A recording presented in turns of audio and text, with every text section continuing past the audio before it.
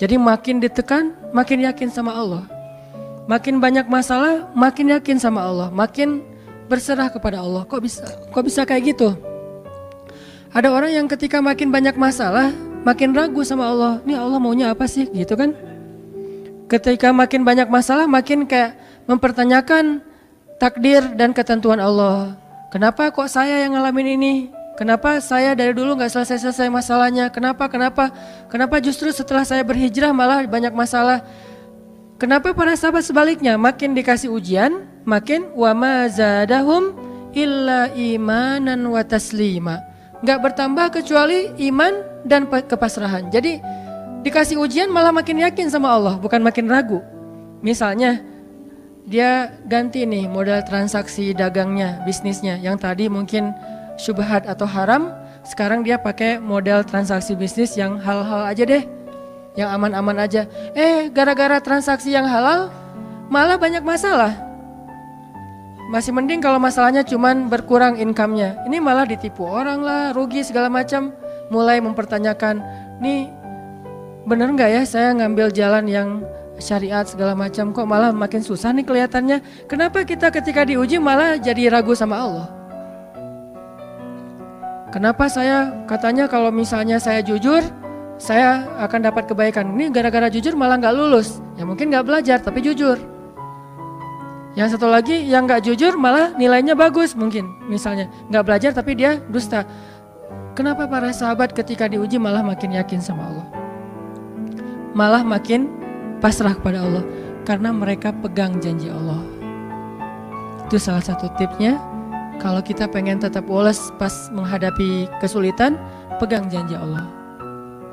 Makin kita kuat pegang janji Allah, diuji, kita makin pasrah sama Allah. Ya Allah, saya akan yakin sama Engkau memegang janjimu. Ketika diuji, saya berharapnya balasan dari Allah, pertolongan dari Allah. Kayak yang pernah saya sampaikan dulu, kalau kita dapat musibah, yakinlah kepada janji Allah. Siapa yang membaca doa yang diajarkan Nabi, nanti Allah akan ngasih ganti yang lebih baik gitu kan ya. Allahumma ajurni fi musibati wa khluf li khairam minha. Ya Allah, beri saya pahala dalam musibah ini, beri saya ganti yang lebih baik darinya. Kalau kita pegang banget dengan janji Allah lewat doa ini, kita ketika dapat musibah setidaknya nggak akan panik habis-habisan, nggak akan putus asa dalam menunggu pertolongan Allah. Setidaknya kalau nggak bisa woles-woles amat, nggak bisa tenang-tenang amat, minimal nggak panik habis berlebihan. Kalau musibahnya musibah kematian, nggak bikin kita meratapi kematian. Kenapa? Kita pegang janji Allah SWT. Makanya kan ada cerita seorang ayah yang diberi musibah dengan wafat 2 orang anaknya. Anak laki-laki pertama meninggal. Dia bilang innalillahi wa inna ilaihi rajiun. Anak laki-laki kedua meninggal, dia bilang innalillahi wa inna ilaihi rajiun. Semua ini milik Allah. Allah yang memberi, Allah juga yang mengambil kembali. Suka-suka Allah, pasrah gitu. Nerima, ridho dalam bahasa agama. Bukan ikhlas ya. Kalau ikhlas itu dalam bab ibadah. Kalau dalam bab takdir namanya ridho. Raditu billahi robba. Saya ridho deh dengan ketentuan Allah, itu namanya ridho. Bukan yang ikhlas ya. Ikhlas apaan? Orang gak lagi ibadah kan, lagi ada musibah. Jadi bukan yang ikhlas ya, bukan, tapi yang ridho ya.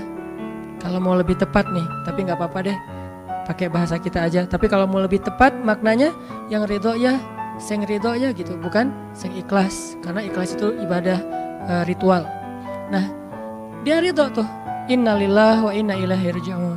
Innalillahi wa inna ilaihi rajiun. Yang ketiga meninggal juga. Dan dia mulai agak ragu nih, kok gini-gini amat ya. Suatu malam dia bermimpi 2 anaknya itu, dalam mimpi itu ayah ini mau jatuh ke sebuah jurang yang di bawahnya api, kayak api neraka gitu. Ditarik sama 2 anaknya, cuman gak kuat. Kata mereka, seandainya adik ada di sini pasti bisa narik nih, bisa nyelamatin ayah. Kalau adik ada di situ, kenapa cuma 2 yang nolong? Karena 2 itu yang dia ridho, yang satu lagi nggak ridho. Akhirnya cuma 2 orang yang bisa nolong dia di akhirat. Bangun dari mimpi dia sadar, oh ternyata justru Allah pengen nolong dia di akhirat dengan musibah itu. Dan buat anaknya juga kebaikan nanti di akhirat masuk surga. Akhirnya dia bilang innalillah wa inna ilaihi rajiun, astaghfirullahalazim. Hidup kadang kayak gitu. Ketika kita pegang janji Allah, ada sesuatu yang kita tunggu di dalam kesulitan hidup kita, sehingga buat kita selalu punya harapan. Tapi kalau kita nggak pegang janji Allah, kita nggak nunggu apa-apa kecuali mengeluhkan keadaan kita, dan itu bikin kita lemah. Ditolak yang pertama, innalillah wa inna ilaihi rajiun. Ya Allah, beri saya yang lebih baik darinya. Nemu nih, ditolak lagi. Lebih cantik tapi nolak juga, kan lebih sakit ya. Lebih cantik ditolak lebih sakit. Ya Allah, beri yang lebih baik lagi. Makin lama makin di puncaknya rasa sakit yang udah gak tahan diterima. Ini happy ending nih. Ada gak ya yang kayak gitu ya? Kalau jarang ada berarti belum mempraktekkan jurus ini nih. Kalau pengen kayak gitu coba tes deh. Cuman kalau ngetes Allah tahu sih ya. Coba deh praktekin, bukan ngetes, praktekin. Nanti pasti kita akan ngelihat hasil yang luar biasa. Jadi pegang janji Allah. Saya kalau nggak selalu sih, kadang-kadang nih, terutama hal-hal yang masih mampu. Ada musibah kecil, langsung berpegangan pada janji Allah. Nah, ntar Allah ganti yang lebih baik. Tapi itu harus dengan bahasa hati ya, bukan dengan lisan doang nih. Wa khluf li khairam minha. Hati nggak percaya. Allah kan bermuamalah, berakad dengan kita lewat hati itu teman-teman. Allah nggak berakad dengan kita lewat lisan doang. Makanya niat itu kan sesuatu yang terbersih di dalam hati. Walaupun dalam prakteknya ada mazhab yang mengucapkan, ada mazhab yang tidak mengucapkan. Yang jelas secara definisinya terbersih di dalam hati. Innamal a'malu binniyat. Terus Nabi menunjukkan dalam riwayat yang lain, Nabi menunjukkan ke dadanya atau hatinya. Artinya Allah berakad dengan kita itu dengan hati.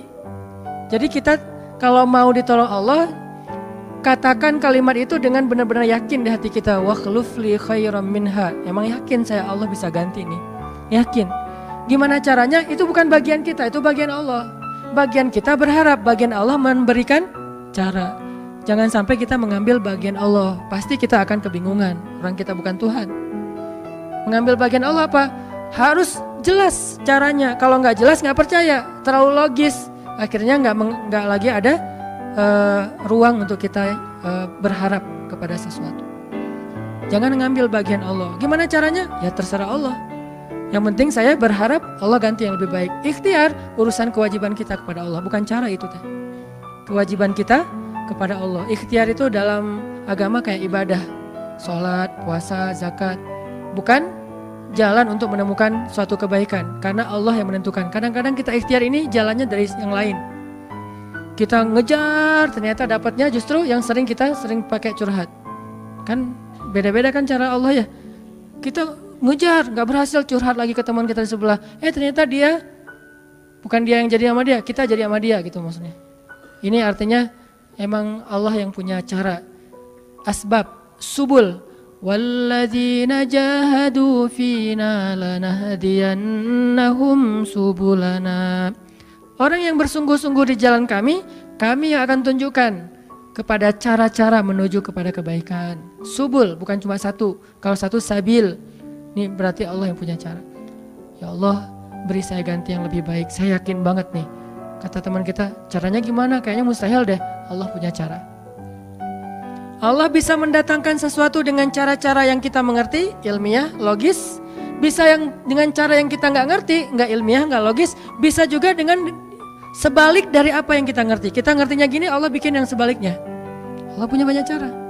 Contoh, Allah mendatangkan kita, melahirkan manusia itu dari pasangan ayah dan ibu. Ilmiah, logis, bisa dijelaskan secara keilmuan.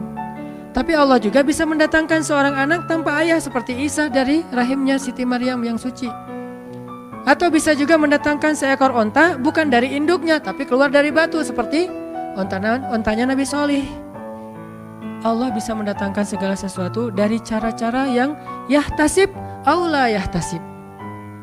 Yang kita mengerti atau kita tidak mengerti. Makanya Allah mengatakan wa yarzuqhu min haitsu la yahtasib. Allah kasih rezeki dari jalan haitsu la yahtasib, yang enggak pernah kalian duga. Berarti kalau masih keduga bukan itu jalannya. bisa sih kayaknya jalan ini, bukan itu. Bisa sih ini, bukan itu. Terus jalannya apa? Yakin, itulah jalannya. Allah yang akan mendatangkan dengan surprise. Kayaknya surprise itu lebih seru sih. Dan surprise Allah itu emang pasti. Kalau surprise teman kita pas kita ulang tahun, kenapa ya hari ini kok biasa-biasa aja ya, nggak ada yang ngucapin, nggak ada yang ngasih hadiah misalnya ya. Kita masih berharap, mungkin mereka pengen ngasih surprise. Nanti malam-malam tiba-tiba saya masuk ke rumah, saya buka pintu rumah saya, tiba-tiba orang udah ngumpul semua di dalam rumah, terus ngasih surprise happy birthday gitu, balon segala macam, gitu-gitu deh. Bisa. Tapi apakah itu terjadi? Belum tentu. Pas kita pulang ke rumah udah siap-siap gitu. Gua mah nggak akan kaget lah, yang gitu-gitu pasti udah disiapin. Buka pintu, ngelihat ke dalam, jalan pelan-pelan, nyalain lampu, kosong, nggak ada siapa-siapa. Manusia bisa gitu banget kan?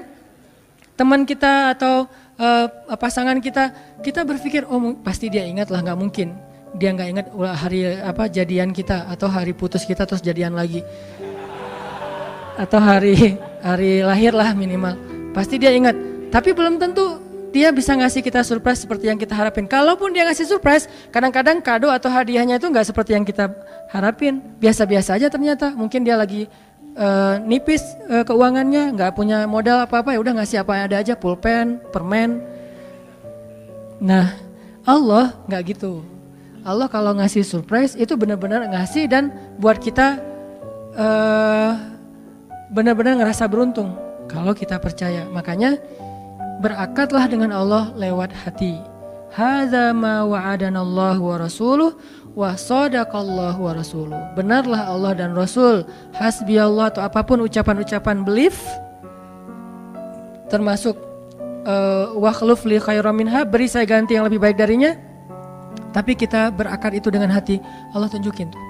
Ini yang bisa bikin kita sedikit lebih tenang atau banyak bisa dapat ketenangan kalau kita dalam kondisi yang sulit. Kalau diuji dalam hal-hal yang kayaknya mentok gitu, mau kemana lagi nih, mau gimana lagi nih, mau apa lagi nih, kan gitu kan? Udah nggak tahu lagi mau gimana, mau kemana, mau apa, mau siapa lagi nih? Kayaknya semua yang di list reunian udah ditembak satu-satu, gagal semua gitu kan? Mau siapa lagi nih? Teman kuliah udah, teman SMA udah, sampai teman SD juga udah. Masa nyari teman TK gitu kan ya? Nyari semua nolak, ke siapa lagi? Allah yang punya siapanya. Kadang-kadang siapanya Allah itu kita nggak pernah ngeduga. Yang kita nggak pernah mau ke situ karena berpikir nggak mungkin deh kalau itu mah. Justru kita nggak ngedatangin dia karena kita nggak percaya mungkin. Tapi buat Allah apa sih yang nggak mungkin? Julaibib dengan kondisi rakyat jelata banget ketemu seorang cewek yang selebgram banget, bisa aja tuh. Apalagi kita yang insya Allah nggak julaibib amat lah ya. Masih kerenan dikit lah. Walaupun mungkin solehnya pasti jauh dengan Julaibib. Tapi secara fisik ya kita bukan budak. Kita bukan orang yang seperti digambarkan di dalam hadis gimana fisiknya Julaibib sangat pas-pasan. Walaupun tingkat kesolehannya jauh. Pasti sahabat itu tidak tergantikan, tidak tertandingi. Oke. Itu satu kasus di Al-Quran gimana Wallace dengan modal pegang janji Allah. Berakad kepada Allah dengan hati. Ini kata kuncinya. Berakad kepada Allah dengan hati. Dan Allah pasti la yukhliful mi'ad. Gak akan ingkar janji. Gak akan. Kalau dengan hati. Masalahnya tingkat hati juga darajat. Lahum darajatun inda rabbihim. Orang yang beriman itu bertingkat-tingkat. Ada yang imannya itu benar-benar luar biasa. Sampai hal yang paling mustahil buat dia tuh gak ada yang mustahil buat Allah. Ada yang berimannya yang berat-berat mah dia masih agak-agak ragu, yang ringan-ringan dia masih yakin. Berarti aku tergantung prasangka hambaku kepadaku.